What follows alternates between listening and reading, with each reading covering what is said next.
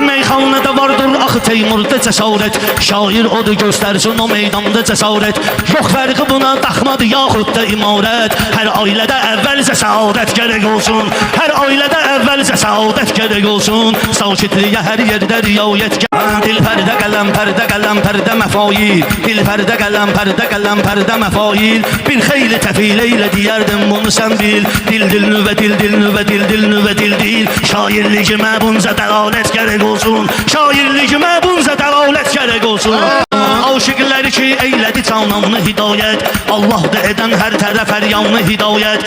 İnsan nə də bilməz axı insanı hidayət. Allah tərəfindən o hidayət gərək olsun. Allah tərəfindən o hidayət gərək olsun.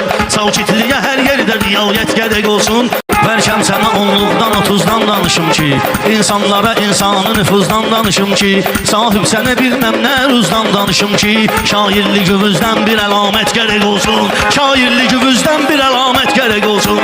O bal bələvayizdir olub ixtiyar onda. O bal bələvayizdir ki dərman da var onda. Meydana girib cəng eləyib ixtiyar onda. O Həzrət Əbəlfəz ağadır ki yaşar onda. Meydan-ı məhəbbətdə şücaət gərək olsun. Meydan-ı məhəbbətdə şücaət gərək olsun. Sahib hacıyam eyləsəm aləmdə təkəbbür. Qoy hamıdan ancaq mənə lənət gərək olsun. Qoy hamıdan ancaq mənə lənət gərək olsun.